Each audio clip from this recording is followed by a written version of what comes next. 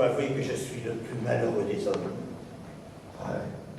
Mais j'ai une femme qui me fait enrager au lieu de me donner satisfaction. Elle me fait tourner 20 fois en diable au lieu de se tenir à la maison comme une bonne épouse. Il faut que je la punisse. Et si je la tuais, non, un mensonge ne vaut rien, car je serai pendu. Et si tu la faisais mettre en prison, bah, la carogne en sortirait avec un passe-partout. Que diable faire alors?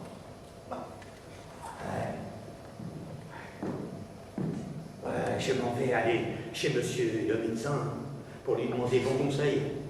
Ces gens-là connaissent toutes sortes de maladies, y compris celles du cœur et de la jalousie.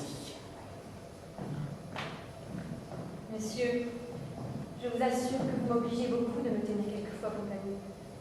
Mon mari est si mal bâti, si débauché, si ivrogne, que ce m'est un supplice d'être avec lui, et je vous laisse à penser quelle sorte de satisfaction on peut obtenir d'un lustre comme lui.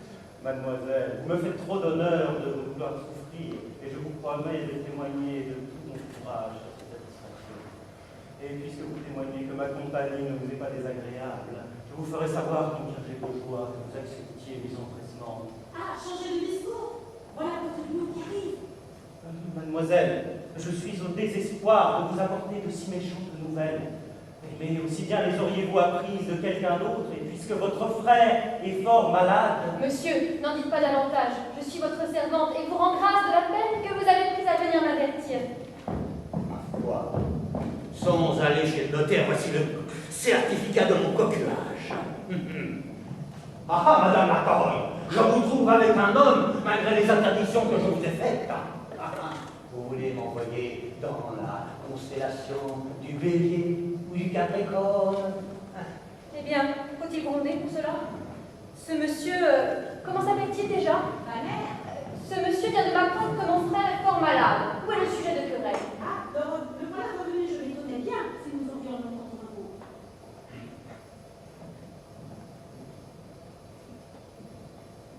Cependant que mon mari n'est pas à la maison, je vais faire un tour à un bal que donne ma voisine.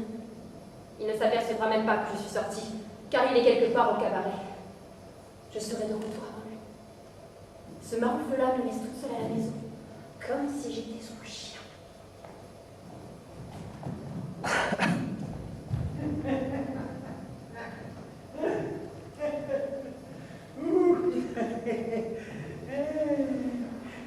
Je savais bien que j'aurais raison de ce diable de docteur et de sa fichue doctrine. Au diable l'ignorant. Et j'ai fichu toute sa science par terre. Et il faut que je rentre à la maison pour voir si ma bonne épouse m'aura fait à dîner.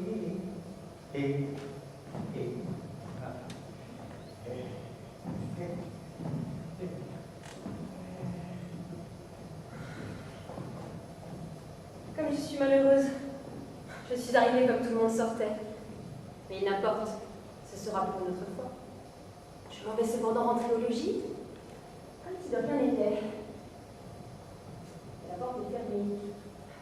Cato! Cato! Cato! Cato!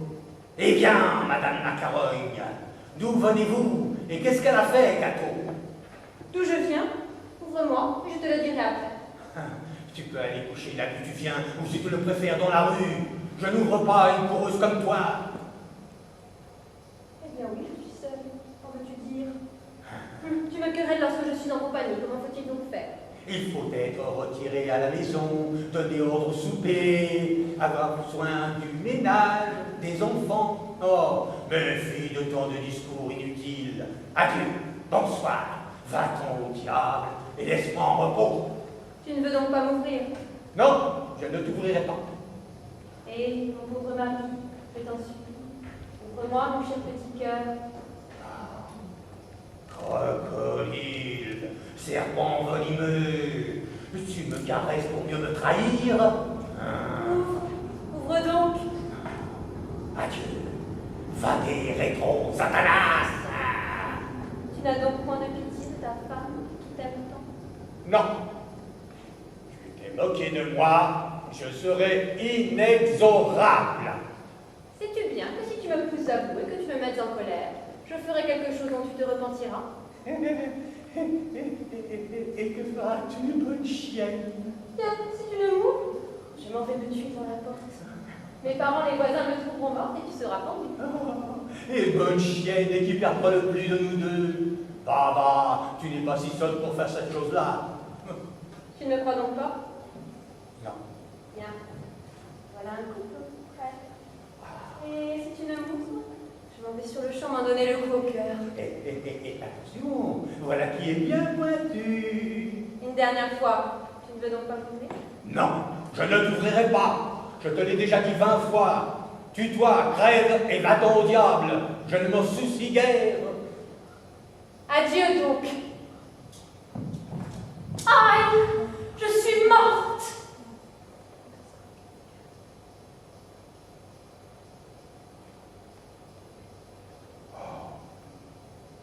Ça aurait été assez sotte pour avoir fait cette chose-là. Il faut que je descende pour aller voir. Il faut que je l'attrape. Si je peux entrer subtilement dans la maison, on dit qu'il me cherchera. Chacun aura son tour.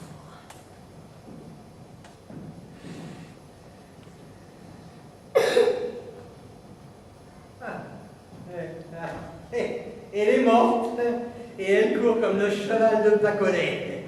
Alors, je savais bien qu'elle n'était pas suffisamment belle pour avoir une chose pareille. Ah, mais c'est pourtant qu'elle a fait peur pour de bon, hein. Oh, elle a eu raison de se mettre sur ses pieds après m'avoir fait cette frayeur-là. Car si je l'eusse trouvée debout en vie, je lui aurais administré 5 ou 6 clistères de coups de pied dans le cul pour l'apprendre à faire la bête. Hein? Bon, j'allais aller me recoucher. Tiens, le vent va fermer la porte. Gâteau! Gâteau! Ouvre-moi! Gâteau, gâteau. Eh bien, voulez-vous, monsieur l'ivrogne? Ah, vraiment, mes parents qui viendront dans un moment sauront fidélité. Sac à 20 femmes, tu ne bouges pas du cabaret et tu laisses une pauvre femme et des enfants sans savoir s'ils auront besoin de quelque chose à croquer. Ouvre ma parole, ou je me fendrai le crâne! Ouais, enfin, ma fille, qu'est-ce que ceci? Toujours de la dispute et de la dissension? Eh bien, vous ne serez donc jamais d'accord? Mais voyez un peu, le voilà qui est saoul et revient à l'heure qu'il est faire un vacarme horrible et il me menace. Oh, ne devriez-vous pas rentrer de bonne heure à la maison, hein? Comme tout bon mari, ne devriez-vous pas venir de bonne heure et vivre en bonne entente avec votre femme? Ah ouais, mais que le diable m'emporte. Si je suis sorti, c'est elle qui ne fait que entrer et sortir. Hein? Demandez à ces messieurs du parterre, hein?